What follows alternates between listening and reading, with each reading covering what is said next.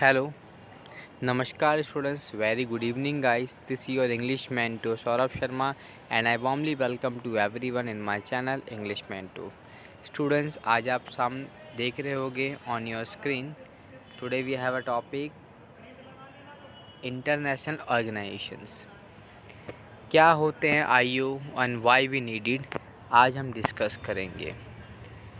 इसमें मैं आपको सिखाऊंगा कि जो इंटरनेशनल ऑर्गेनाइजेशंस होते हैं ये क्या होते हैं, क्यों हमें इनकी ज़रूरत होती है और क्या इनके काम होते हैं। अगर कुछ आपको मैं इन शॉर्ट में बताऊं, हमारे पास कुछ आईओ हैं।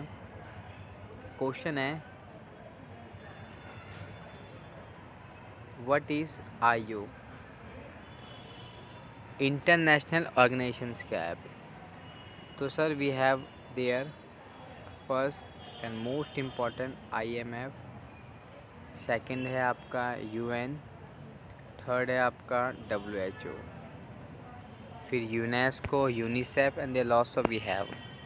अगर मैं आपको हर एक का काम और इसकी फुल फॉर्म बताऊं तो UN का मतलब यूनाइटेड नेशंस। वर्ल्ड में अगर कहीं वॉर हो रहा है तो ये वॉर को इंटीमेटेड नहीं करता, ज्वाइन नहीं करता, ये कोशिश करता वहाँ पे काल्म मेंटेन हो, मतलब शांति का विस्तार हो। IMF इंटरनेशनल मॉनेटरी फंड जो पैसों को क्या करता है, आपके जनरेट करता है। नाम से पता चलता है इंटरनेशनल मॉनेटरी फंड। अगर किसी वर्ल्ड में ऐसा भी एपिडेमिक फैला पड़ा, हम सब जानते हैं कि एपिडेमिक एक प्रॉब्लम है पूरे वर्ल्ड में कोरोना वायरस की, तो वर्ल्ड में कितनी भी कंट्रीज है, Pakistan, Sri Lanka, India, Malaysia, even US also, उन सबको ही क्या कर रहा है, ये मनी जनरेट कर रहा है। नेक्स्ट वन आप देख रहे होगे on your screen, WHO, world health organisations. Health से ही समझ आ रहा होगा, जो हेल्थ के इशू को लुक आफ्टर करता है, देख रेख करता है। हाल ही में किसने बोला कि कोरोना वायरस एक एपिडेमिक ना होकर पेंडेमिक है? WHO ने बोला। तो अब आप समझ चुके होंगे कि जो मेरा क्वेश्चन था वाई व्हाट इज़ IO ये सब होता है, और यहीं पे क्वेश्चन बना आपके सामने वाई इंटरनेशनल ऑर्गेनाइजेशन नीड। भाई अगर मेरे पास UN ना हो,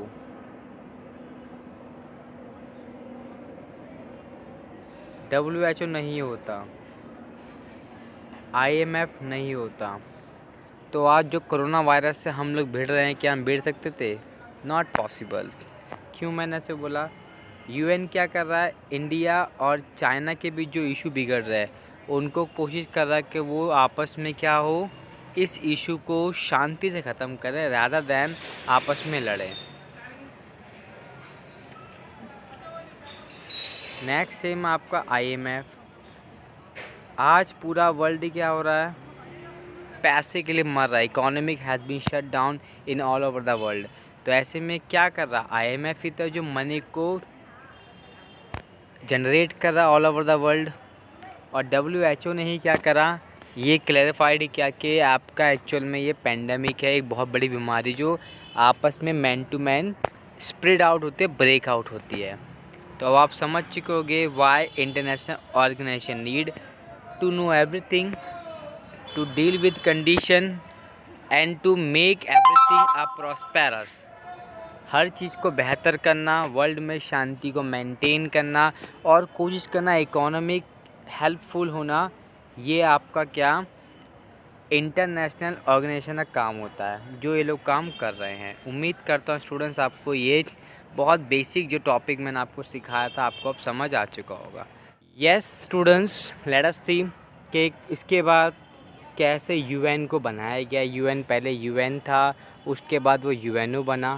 पहले एक आपका राष्ट्र संघ था, फिर आपका संयुक्त राष्ट्र संघ बना। फर्स्ट वर्ल्ड वार के बाद ही इसकी रिक्वायरमेंट हो चुकी थी कि हमारे पास एक UN होना चाहिए, मतलब एक ऐसा संगठन हो उसकी वर्ल्ड सुने। समझ रहे हो, जो वो बोलेगा पूरे वर्ल्ड को माननी पड़ेगी। तो पहले वो ऐप के रूप में कैसे आया, UN के रूप में आया।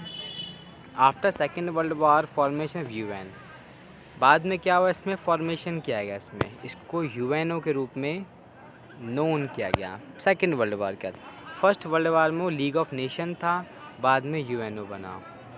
इसका ऑब्जेक्ट क्या था, to prevent war among the country and state. इसमें काम क्या था, काम था इसका कि जितनी भी कंट्रीज़ हैं या स्टेट हैं, अगर उनमें आपस में वॉर हो रहे हैं तो उसे रोकना, डील विद इंटरनेशनल वॉर। और अगर कहीं इंटरनेशनल वॉर हो रहा है तो ऐसा नहीं कि जाके भिड़ जाना है, पहले कोशिश करनी है मेडिटेटर का काम करना, मतलब एक आपसी बीच में आना, उनके युद्ध को रोकना। तब अगर नहीं रुकता है then go with the tide, फिर लहर के साथ जाना पड़ेगा। International organisations bring country together as to improve increase the social economic purpose. और ये किस लिए आया था? ताकि देशों के बीच क्या सोशल इकोनॉमी जो पर्पस है वो एक साथ आ जाए। They should not have any kind of the behaviourism, any kind of the pathetic, any kind of the exploitations. किसी भी प्रकार का भेदभाव ना हो कि वो किस जात का व्यक्ति है, किस रंग का व्यक्ति है। All have to be come together, क्योंकि एटलीस्ट लास्ट में सब ह्यूमन बींग ही है। तो इसका पर्पस था क्या? ह्यूमैनिज़्म, जो मानवता है, ह्यूमैनिज़्म जो है आपका, उसे ब्रिंग आउट करना, जो इसका मेन पर्पस था। ये जानता था कि अगर मानवता वर्ड इस सबके माइंड में आ गया तो ऑब्वियसली चांस है कि जो वर्ल्ड वार थर्ड रोकने के लिए जो इसको बनाया गया था वो पर्पस पूरा होगा। क्या स्टूडेंट्स देख रहे होगे आप लोग, इंटरनेशनल ऑर्गेनाइजेशंस का और क्या काम होता है?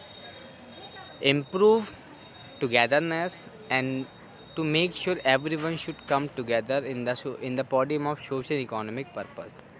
अगर वर्ल्ड में सबका सामाजिक कार्य एक हो जाए, सबका काम इक्वल हो जाए, तो कोई वॉर होएगा? कोई पॉसिबिलिटी नहीं है भाई वॉर होने का चांस। कारण क्या है?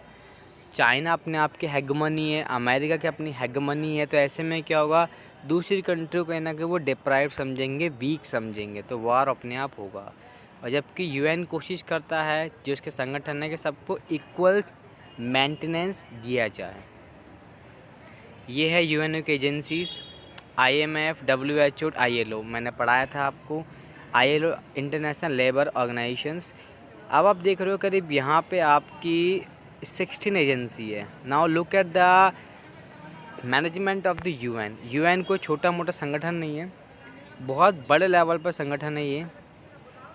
और उससे बड़ी बात क्या है, ये सिर्फ कुछ वॉर, हेल्थ और मॉनेटरी मनी के रूप में काम नहीं करता। He has a lots of work. Lots of work क्या? लेबर के जो राइट्स है उन्हें मेंटेनेंस करना, वर्ल्ड में वुमेंस को सिक्योरिटी देना। यूनेस्को का काम क्या है? अगर कोई वर्ल्ड हेरिटेज है या कोई भी हेरिटेज है, आपका कुतुब मीनार है, अगर वो वेल एंड गुड कंडीशन में नहीं है तो गवर्नमेंट को रिटर्न कंप्लेंट भेजना, ताकि गवर्नमेंट उसके लिए काम करे। So now you can just think about कि कितना बड़ा लेवल में काम करता है। General assembly, war, peace, security council, conflict, ये सारे एक ही काम करते हैं। जब किसी देश में आपस में कॉन्फ्लिक्ट होगा तो उसको ये देख रेख करेंगे। रिफॉर्म की डिमांड हुई थी, हाँ ये बात सच है। While having the cold war, इसमें कोशिश की गई और मांग की गई थी कि कुछ परिवर्तन किए जाएं आपके किसमें, यूएन में। Increase the number of permanent and non permanent member security councils. पहले आपको बता दो परमानेंट एंड नॉन परमानेंट क्या होते हैं। जैसे आप देख रहे होगे 5 परमानेंट मेंबर्स हैं और 10 इसमें नॉन परमानेंट मेंबर हैं। यहाँ रिफॉर्म में बात की गई कि भाई 5 से ज़्यादा हो। अभी 5 कौन है? एशिया कंट्री खाली एक आपका चाइना है, बाकी सभी कंट्रीज़ कौन है? आपकी वेस्टर्न कंट्रीज़ है। मांग की जा रही कि एशियन कंट्रीज़ भी कुछ इसमें इन्वॉल्व हो, ताकि जो एशिया कंट्री जो इकोनॉमिक क्राइसिस में है या जो लेबर्स को वहाँ पे राइट्स नहीं मिल रहे, उसके लिए भी काम किया जाए। Increase the membership of Asian, African, south American countries. हाँ, मांग की जा रही है कि अब जो एशियन कंट्रीज़ है उसके मेंबर्स को भी इसमें बढ़ाया जाए। अफ्रीका के मेंबर्स को तो कोई पूछता भी नहीं, इवन नॉन परमानेंट के रूप में भी नहीं पूछता। अब जब आप उनके मेंबर बढ़ाओगे तो आप उस कंट्रीज़ के बारे में देखोगे भी, सोचोगे भी। यही यहाँ पे डिमांड रिफॉर्म किए जा रहे हैं। Improve in an budget, merely America should not पे मोर बजट। हाँ भाई, सिर्फ अमेरिका को ज़्यादा बजट पे नहीं करना चाहिए। क्यों नहीं करना चाहिए? अगर किसी फैमिली में एक ही बंदा ज़्यादा पेमेंट खर्चा देता है परिवार को, तो उसके अपने आप क्या हो जाएगी? हेगमनी हो जाएगी, दादागिरी हो जाएगी। वही रिफॉर्म में रोका जा रहा है। बोला जा रहा है कि नहीं भाई, जो आपका बजट होगा वो इक्वल रखो, लेकिन एक बंदे का ज़्यादा बजट मत रखो। Membership of Security Council. UNC is one of the 6 principal organ of the UN. It changed with the ensuring international peace and security. हाँ, United nation security council very most important, जिसका part 2018 में India बनने वाला था, but veto power, China की veto power ने ये रोक दिया था। सबसे ज़्यादा पावरफुल है पता आपको यूएन में ये, और हर कोई वर्ल्ड में चाहता है भले यूएन का पार्ट ना बने बट सिक्योरिटी काउंसिल का पार्ट जरूर बने। ये सबसे ज़्यादा इम्पोर्टेंट पार्ट होता है। कहीं भी वॉर होगा या कहीं भी अपनी आर्मी को भेजना होगा तो सिक्योरिटी काउंसिल से ही सारी बातें ली जाती है, और इसी के सैनिक, यहीं पे सैनिक जो हैं वो साइन किए जाते हैं। मेंबरशिप सिक्योरिटी काउंसिल्स कौन है? 5 परमानेंट मेंबर्स हैं, आप देख रहे होगे। 10 इसमें नॉन परमानेंट कौन होते हैं? हर 2 साल में चेंज होते रहते हैं, बट जो 5 परमानेंट मेंबर्स है they have a lots of rights.